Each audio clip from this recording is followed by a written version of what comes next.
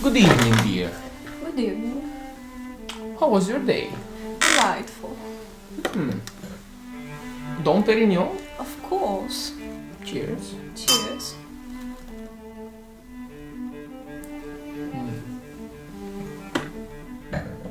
What's this? Oh, it's just something the mailman brought today. That's better. Alex, Yeah? I think there are already 3 days since we've passed the verification and we didn't post any video yet. Just 1 second. Okay? Here you go.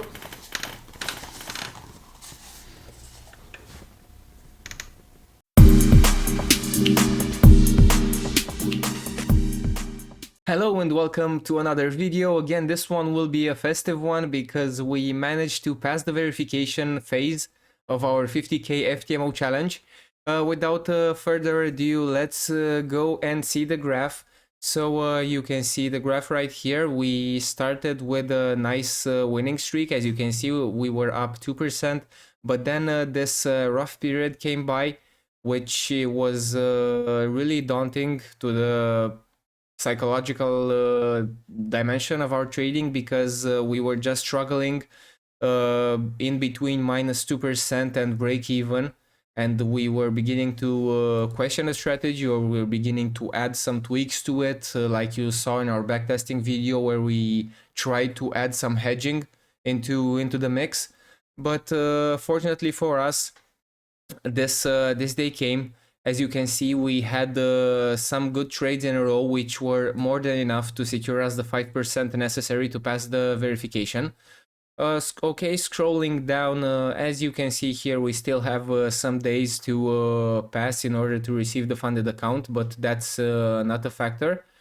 Looking at the max daily loss and the max loss, you can see that the numbers are in a comfortable area.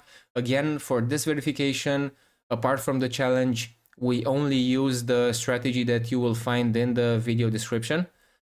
And jumping to the trading days, actually jumping to the statistics first, as you can see, they are not that pretty. Win rate is a bit north of 55%. Risk to reward ratio, the average risk to reward ratio is 1.2. That's because of the fact that we close a position at 1-to-1 and the other one at 2-to-1. So that's where the difference comes in right here. But what I wanted to show you is what would happen if you're using the strategy and you have 4 trades that you win in a row. And this is what happens. So 5% in the account. As you can see, the previous days weren't that good, but still the strategy held its ground. We managed to float around, as I said, break even and -1%, -2% maybe some days. We had some drawdown in this day as well, as I can remember, because it's basically this curve right here, which got deeper, but we got out of it. And now let's see a few trades that we took on the 18th of January, which is the day that we passed the verification on. So on the 18th sorry, of January, we had a break even on the US dollar Japanese yen. I will point this out right here.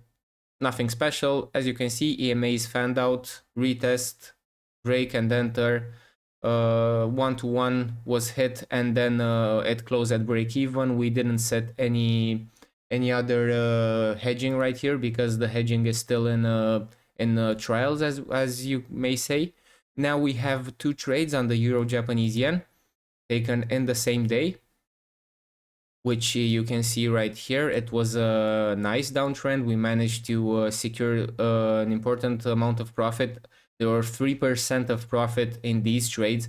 So 3% in, let's see the time span. So it's 5 to 2 o'clock in the afternoon to 20 past 3. So in less than 1 hour and a half, we managed to get 3% on the account. As you can see, the entries were standard. This is the retest entry right here, 2-to-1 hit without any issues. And the second entry was this retest entry was on this candle right here, and again 2-to-1 without any any issues. We were looking at this trade as well because we saw this retest and we saw the nice downtrend. We had the pending stop, a pending sell right here, but then this candle closed above the 21 EMA, so we decided to take it out. As you can see, the trend would have continued. And finally, the trade that got us to pass the verification is this one on US dollar, Canadian dollar.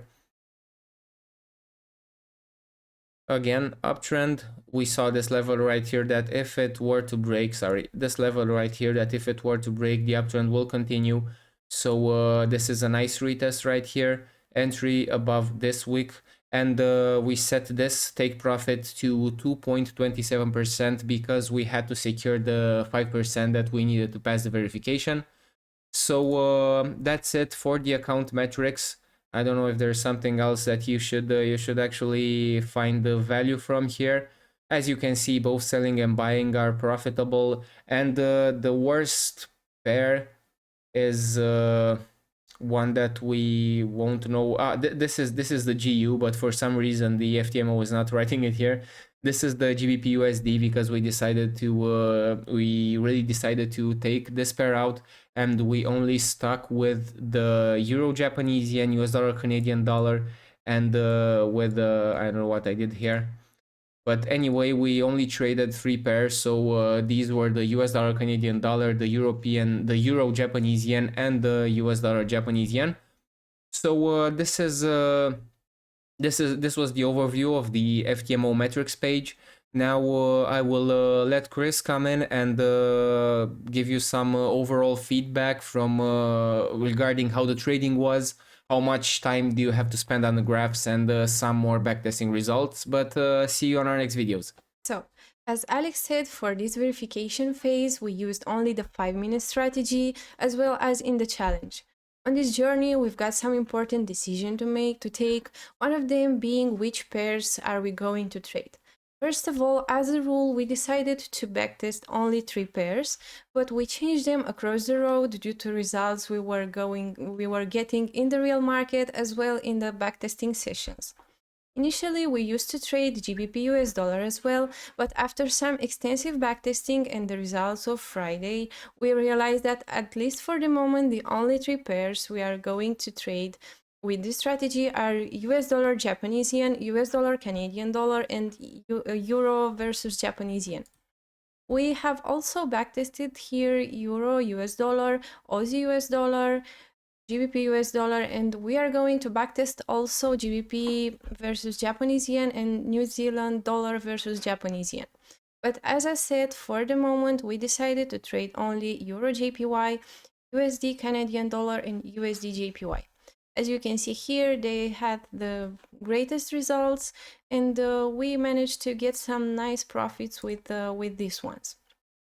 Regarding the process, every trading day starts around 8 AM local time and ends around 8 or 9 PM local time. The most useful tool for this strategy is definitely represented by these alerts that you can set in the trading view. So, as soon as the price is clearly in the sell zone, as we can see right now, US dollar, Canadian dollar, let me make the chart more clear. So, US dollar, Canadian dollar is right now in a sell zone. We are on the 1 hour time frame. The price is below the EMAs. The cross is made right. So, we are going to switch to the 5 minutes time frame. And the way I am setting the first alert is just add alert right here. And I am going to set here the cross with the 8 EMA. I am setting here an A1. And as soon as the price is touching this 8 EMA, the alert is on, and I am here near the laptop and trying to enter a trade if it will be the case and if the price will not go through these EMAs, because this may be the case also. Okay. Also, as soon as the position is triggered, I'm setting an alert at the 1-to-1 risk-reward ratio in order to move the stop loss for the second position at break-even. So let's say if we get a position right here with a stop loss around this level, I am setting an alert at this level of 1 to 1 in order for me to be here to set the stop loss at break even for the second position. And that's how I managed to get all the trades right. And overall, we take about 8 to 14 trade instances per day. And if you set your alerts correctly, it is quite easy to manage them.